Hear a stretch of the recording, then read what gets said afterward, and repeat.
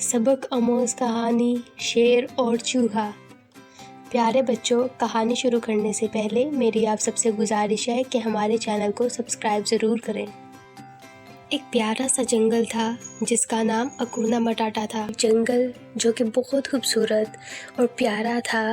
वहाँ पे बहुत से जानवर रहते थे जो वहाँ से खाना खाते और अपना पेट पालते थे। उस जंगल में एक शेर रहता था, वो वहाँ का बादशाह था। वो शेर हर रोज़ एक शिकार करता और उसको खा के सो जाया करता था। एक दिन रोज़ की तरह ही शेर ने शिकार किया और अपना पेट भर के वो गहरी नींद में सो गया। चूहे ने जब शेर को सोता हुआ देखा तो उसके दिमाग में एक ख्याल आया। चूहे ने इधर उधर देखा और शेर की तरफ आगे बढ़ा। यूं ही बढ़ते बढ़ते वो शेर की पूंछ पे नाचने लगा। जब चूहा शेर की पीठ पे नाच रहा था तो शेर की नींद से आँख खुल गई। शेर नींद से जाग गया और उसने अपने बड़े से पंजे में चूहे को पकड़ लिया। शेर ने चूहे को खाने के लिए अपना बड़ा सा मुंह खोला। चूहा ये देखे काफ़ी अटपटाया। उसने शेर को कहा कि मेहरबानी करके मेरी इस बार जान छोड़ दीजिए, मैं क्या पता आपके कभी किसी काम आ सकूं।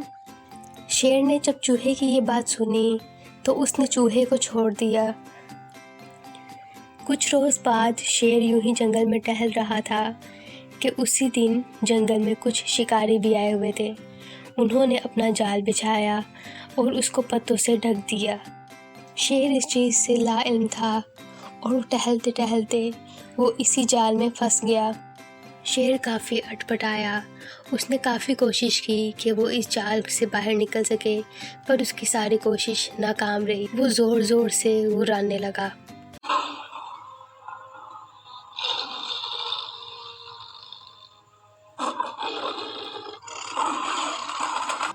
शेर की आवाज़ जंगल में सब जानवरों ने सुनी। चूहा वहाँ मौजूद था।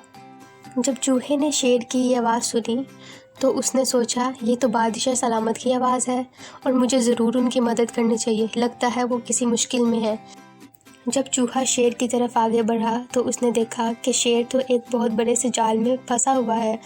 उसने शेर की मदद करने की ठान ली और वो कदम बा कदम आगे बढ़ता गया।